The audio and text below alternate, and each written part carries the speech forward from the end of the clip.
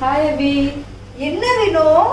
ஆளையே காணும். மார்க் வந்ததுதான் வந்துச்சு, காணாமலே போயிட்டு போலையே. இல்ல அபி, மார்க் வந்துட்டா காலேஜ் தேடி தேடி தினமும் காலையில போய் என்ன வெயில், ரொம்ப கஷ்டம்பா காலேஜ் தேடி. நீ எப்படி, உனக்கும் மார்க் வந்துட்டல காலேஜ் தேடலையா? ஆமா, எனக்கும் மார்க் வந்துட்டு ஃபுல். நாங்களும் ஒரே பிஸி தான். நானும் எங்க அம்மா அப்பா எல்லாரும் சேர்ந்து உபவாசம் போட்டு பிரேயரே பண்ணிட்டு இருக்கோம். என்ன அபி, பிரேயர் பண்றியா? ஆமா, பின்ன தேவசித்தத்தின்படி நமக்கு காலேஜ் கிடைக்க வேண்டாமா? தேவசித்தத்தின்படி காலேஜா? என்ன அபி, சம்பந்தமே இல்லாம பேசுறா. சம்மந்தம் இல்லாமலா? என்ன பிள்ளைகளா நீங்களும்? என்ன இந்த விஷயத்துக்குலாம் தேவசித்தம் பார்க்காங்கன்னு நினைக்கீங்களா? இந்த விஷயத்துக்கு மட்டும் இல்ல, நம்ம பண்ற சின்ன விஷயம் முதற்கொண்டு பெரிய விஷயத்துலயும் நம்ம தேவசித்தம் பார்க்கணும். Welcome to RPDM Sunday class. இன்னைக்கு நம்ம தேவசித்தத்தை பத்தி கதை கேட்க போறோம், பாட்டு கேட்க போறோம், வசனம் கேட்க போறோம். இப்போ உங்களுக்கு இன்ட்ரோடக்ஷனே கொடுத்துட்டோம். ஆமா, இப்போ நம்ம அபிஷேக் அண்ணன் வந்து பிரேயர் பண்ண வருவாங்க. ஓகே. ஹலோ குட்டீஸ், பிரேயர் பண்ணுவோமா? சரி, எல்லாரும் கை கூப்புங்க, கண்ணை மூடுங்க. அன்புள்ள இயேசுப்பா, இந்த வேலையை தந்ததுக்காக நன்றி. இன்னைக்கு எங்களுக்கு டாபிக் தேவ சித்தம். இயேசுப்பா, எல்லா விஷயத்துலயும் உங்க சித்தத்தோட நாங்க எப்படி நடக்கணுங்கிறத இயேசுப்பா எங்களுக்கு சொல்லித்தாங்க. இயேசுப்பா, இன்னைக்கு பார்க்க போற பாடல் இயேசுப்பா வசனம் எல்லாத்தின் மூலியமா தேவ சித்தம்னா என்னதுங்கிறத எங்களுக்கு கத்து தருங்க. இயேசுப்பா, இயேசுவின் நாமத்தில் ஜெபம் கேளும் ஜீவனோட நல்ல பிதாவே.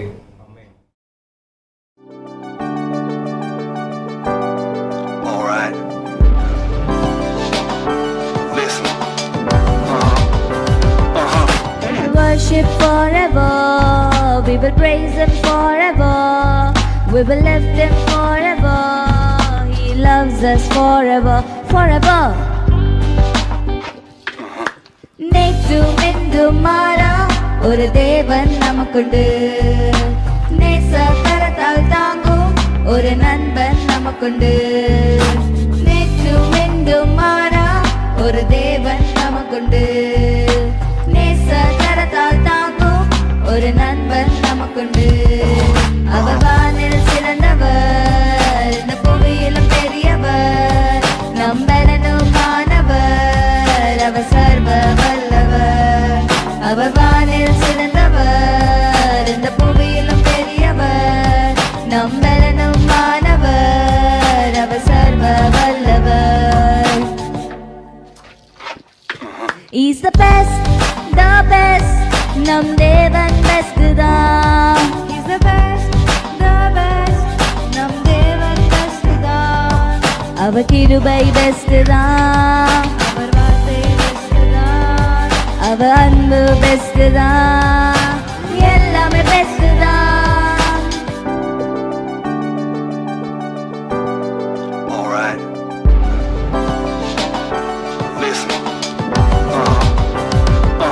We will worship forever, we will praise Him forever, we will lift Him forever, He loves us forever, forever.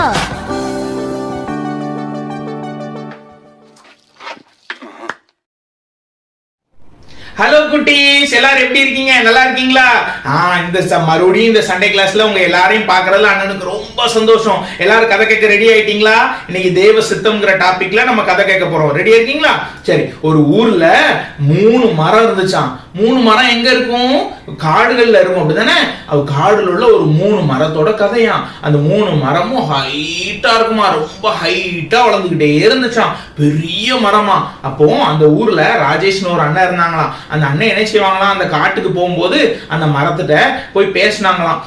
உங்களுக்கு தெரியுமா நான் அப்படின்னு சொல்லிட்டு அவங்கள்ட்ட அப்பப்போ பேசிக்கிட்டே வருவாங்களாம். ஒரு நாள் அந்த அண்ணன் அந்த மரத்திட்ட போய் கேட்டாங்களாம், ஆமா நீங்களும் மரமா இருக்கீங்களா, உங்களை வெட்டி எப்பனாலும் நல்ல ஒரு சேராவோ நல்ல ஒரு ஸ்டூலாவோ இல்லாட்டி ஒரு கட்டிலாவோ ஒரு டேபிளாவோ செய்வாங்க, உங்களை என்னதான் செய்யணும்னு உங்களுக்கு இஷ்டம் இருக்கு சொல்லுங்க பாப்போம் அப்படின்னு சொல்லிட்டு கேட்டாங்களாம். உடனே மரம் சொல்லிச்சான், என்ன ஒரு பெரிய பெட்டியா செய்யணும். அந்த பெட்டி வந்து எப்படி இருக்கணும்னா நல்ல பெரிய ஜுவல்ஸ் எல்லாம் போட்டு கோல்டு சில்வர் டைமண்ட் பிளாட்டினம் எல்லாம் போடுற ஒரு காஸ்ட்லியான ஒரு பெட்டியா ஒரு பாக்ஸா என்ன செய்யணும் அப்படின்னு சொல்லிட்டு அது சொல்லிச்சான். உடனே சரி சரி ஓகே.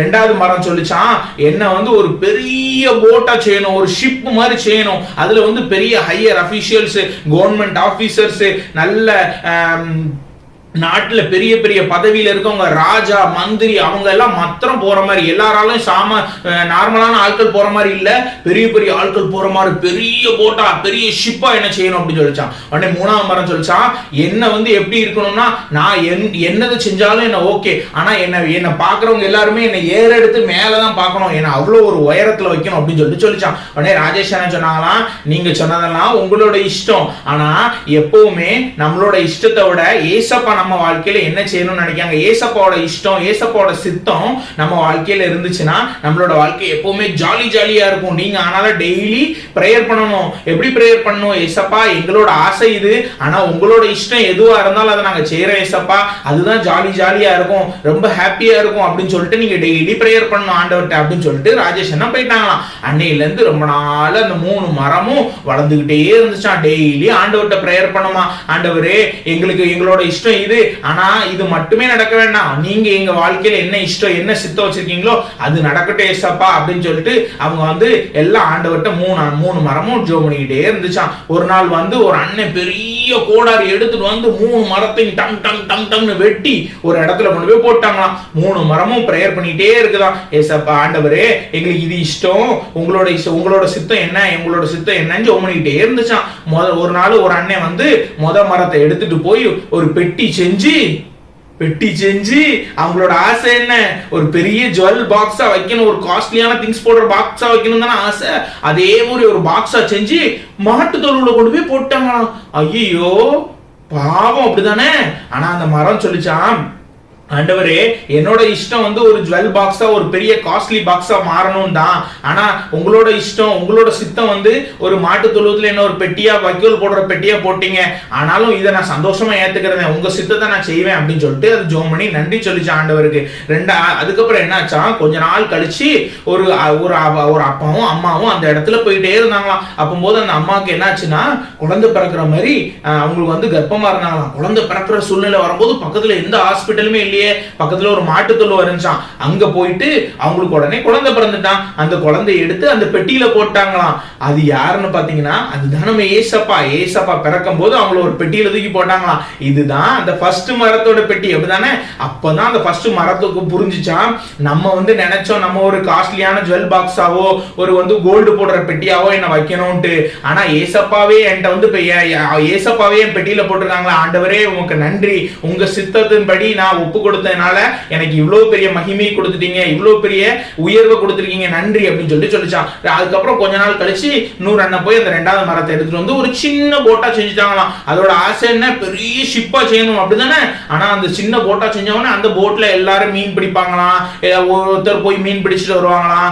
போட் கல்லுல இடிக்குமா, அங்க இங்கேயும் எல்லாம் டேமேஜ் ஆகி பழைய போட் ஆயிட்டான். அதுக்கப்புறம் என்ன ஆச்சா, ஒரு தடவை கொஞ்சம் ஆட்கள் இந்த கடற்கரையில இருந்து அந்த கடற்கரைக்கு போகும்போது ஏறி உட்காந்து போயிட்டு இருக்கும்போது கடல்ல ஒரே அலையம், பயங்கர அலை இருக்கும்போது கப்பல் மேலையும் கீழேயும் போகும் அப்படிதானே. அதே மாதிரி மேலையும் கீழேயும் கப்பல் போயிட்டே இருந்துச்சான். அதுக்கப்புறம் என்ன ஆச்சான், ஒருத்தர் எந்திரிச்சு கடலே இறையாதே அமைதலாயிரு அப்படின்னு சொன்னாராம். அதுக்கப்புறம் அந்த கடல் அப்படியே நின்னுட்டான். அதுக்கப்புறம் தான் பார்த்தா இந்த 2வது மரத்தை செஞ்ச போட்ல போயிட்டு இருந்ததுதான் நம்ம ஏசப்பா. ஒரு தடவை கடல் சீற்றத்தை அடக்குனாங்க அப்படிதானே. கடலுக்குள்ள போயிட்டு இருக்கும்போது கடல் சீற்றத்தை அடக்குனாங்க. அப்பதான் அந்த மரம் 2வது மரம் சொல்லிச்சான், ஆமா ஆண்டவரே நான் கூட நினைச்சேன் என்ன பெரிய ஷிப்பா, பெரிய ஆட்கள், பெரிய கவர்மெண்ட் அபிஷியல், பெரிய பெரிய ராஜா போற ஷிப்பா வைக்கணும்ட்டு, ஆனா நான் என்ன நீங்க என்ன சின்ன போட்டா செஞ்சுட்டாங்கன்னு சொல்லிட்டு நான் எப்பவுமே கவலைப்படல. நான் உங்க சித்தத்துக்கு ஒப்ப கொடுத்ததுனால இன்னைக்கு ஏசப்பா ஏன் படகுல அதன் மூலம் அற்புதம் செய்யறதுக்கு நான் ஒரு இதா இருந்திருக்கிறேன் ஏசப்பா, அதுக்கு நன்றி ஆண்டவரே அப்படின்னு சொல்லிச்சான். 3வது மரம் மட்டும் சும்மா கிடக்கு அப்படிதானே. அது ரொம்ப நாள் சும்மாவே கிடந்துச்சான். ஒரு நாள் அதை கொண்டு போய் ஒரு மலைக்கு அடியில தூக்கி போட்டாங்களாம். அதுக்கப்புறம் அதை என்ன செஞ்சாங்களாம், ஒரு அண்ணன் சரி இதுக்கு ஒரு சிலுவை செய்யணும், அதுக்கப்புறம் அந்த மரத்தை எடுத்து சிலுவை செய்யுங்க அப்படின்னு சொல்லிட்டு 3வது மரத்தை எடுத்து சிலுவை செஞ்சு நட்டிட்டாங்களாம். அதுக்கப்புறம் பார்த்தா அதுல ஒரு ஆளை அடிச்சு அவர் மரிச்சு போனாராம். அவர் தான் நம்ம ஏசப்பா. அந்த ஏசப்பா அடிச்ச சிலுவைய எல்லாருமே தலை தூக்கி தான் பார்த்தாங்க, அப்படிதானே?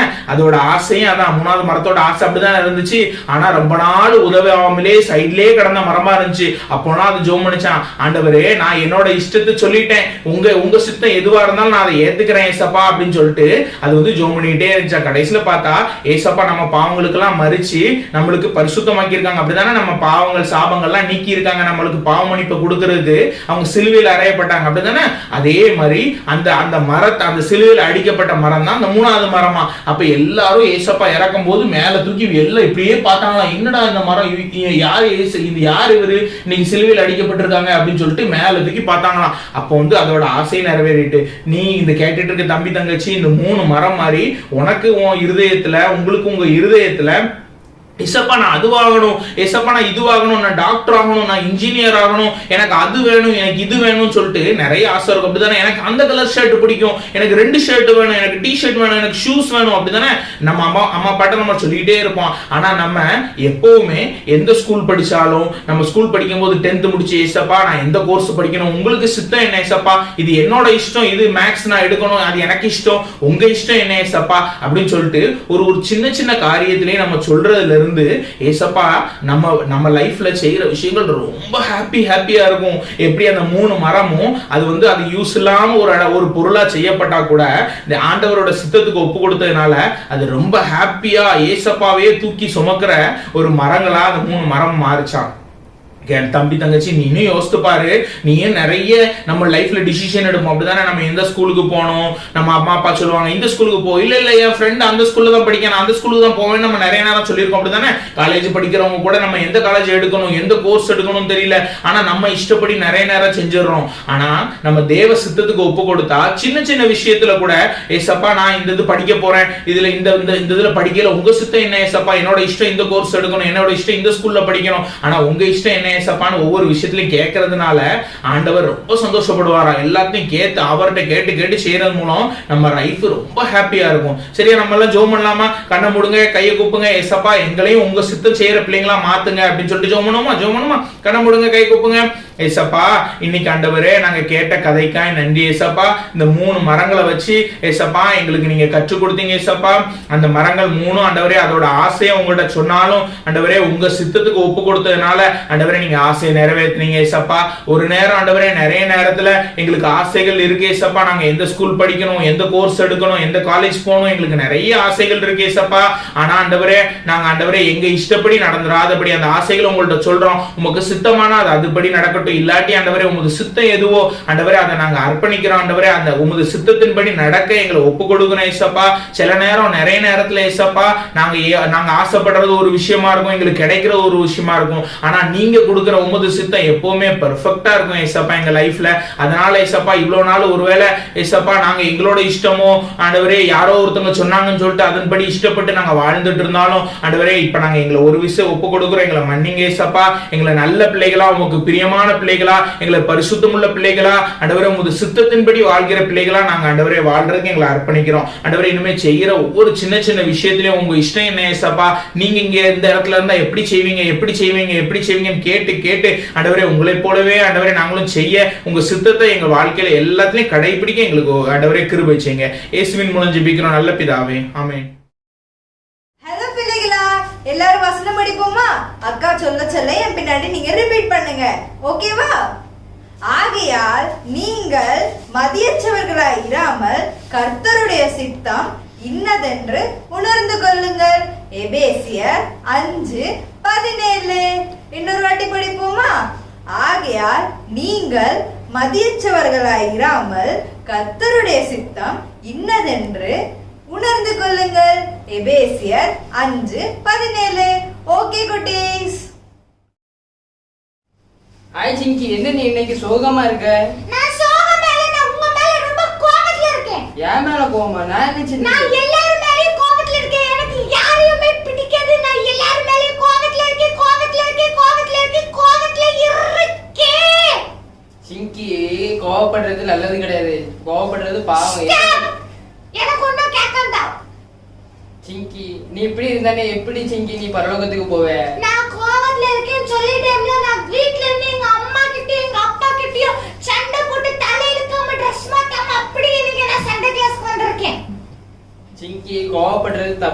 சிங்கி, ஏசப்பா சொல்லிருக்காங்களா சிங்கி, வசனத்திலே கொடுத்திருக்கலாம் கோவப்படக்கூடாது. நீ எதுக்கு நீ கோவப்படுற? நான் கோபப்படுறதுக்கு என்ன காரணம் இருக்கு தெரியுமா? சரி சிங்கி சொல்லு, நீ எதுக்கு கோவப்படுற? நான் எதுக்கு கோபத்துல இருக்கேன்னா, மண்டேல இருந்து சாட்டர்டே வர காலையில ஸ்கூலுக்கு போயிட்டு டியூஷன் போயிட்டு எல்லாம் பண்ணிட்டு படிச்சு டயர்ட் ஆயிட்டேன். ஒரு நாள் சண்டே தான் லீவு. அந்த நாள் என் ஃப்ரெண்ட்ஸ் எல்லாருமே வாங்க நம்ம எல்லாரும் ஃபினிக்ஸ் மால் போலாம் அப்படின்னு சொல்லிட்டு பிளான் போட்டோம்னா எங்க அம்மா என்ன விடவே இல்ல. அம்மா வீட்டுல சண்டே எப்படி சிங்கி போகணும்? சண்டே சர்ச்சுக்குள்ள வரணும். நஷ்டம். கேளுங்க, என் ஃப்ரெண்ட்ஸ் எல்லாரும் எங்க வீட்டுக்கு வந்து என்னை கூப்பிட்டுட்டே இருந்தாங்க. எங்க அம்மா என்ன விடவே இல்ல. எங்க அம்மா என்ன எல்லாரும் முன்னாடியும் முடிய பிடிச்சு இழுத்து அடிச்சு, சண்டே நீ சர்ச்சுக்கு வரலன்னா நீ எனக்கு பிள்ளை இல்ல அப்படின்னு சொல்லிட்டுல என்னை ஏசிட்டு என்ன மிதிச்சிட்டு வந்துட்டாங்க. இது மீனிங்ஸ் மாலுக்கே அம்மா விடல. சரி சிங்கி அல்லாத, சிங்கி அல்லாத. நீ சர்ச்சுக்கு வர்றது ஏசப்பா சித்தமா இருந்தா அது உங்க அம்மா உன்னைய மோல் போகல.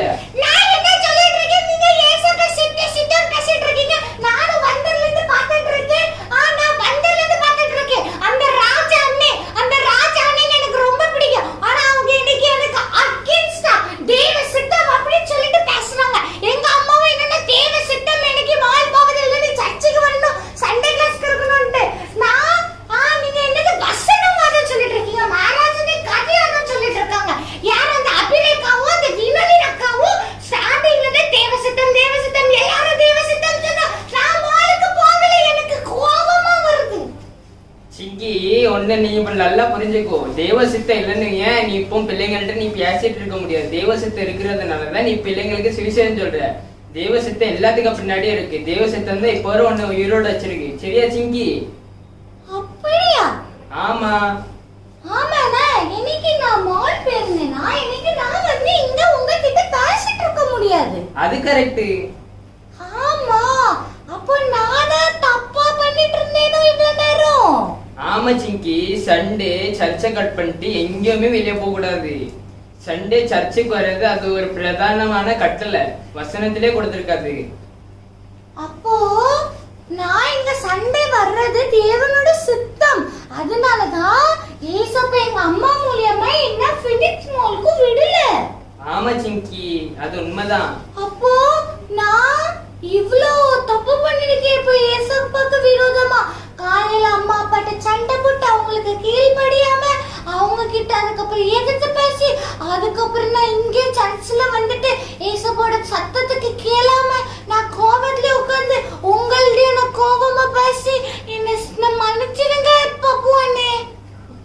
சிங்கி மன்னிப்பு நீ என்கிட்ட கேட்காத, ஏசப்பா கிட்ட கேளு. ஏசப்பாட்ட தான் நீ மன்னிப்பு கேட்கணும். ஏசப்பா தான் உன் பாவத்தெல்லாம் மன்னிப்பாங்க, நான் கிடையாது. சார் பப்புவானே, நீங்க இவ்வளவு நல்லவங்களா? என் மனசுல உடைஞ்சிட்டு. சரி சிங்கி அல்லாத சிங்கி. நான் இன்னையில இருந்து தேவனுக்கு என் மூலியமா என்ன சித்தம் இருக்குதோ அதே மாதிரி நானும் நடந்துக்குவேன். நான் ஏசப்பா கிட்ட வீட்ல போய் சாரி கேட்டுக்கிறேன். பிள்ளைங்களா, நீங்களும் இந்த மாதிரி தான் தேவனுக்கு சித்தம் இல்லாம ஏதாச்சும் பண்ணிட்டு இருக்கீங்களா? அப்படி பண்ணாதீங்க.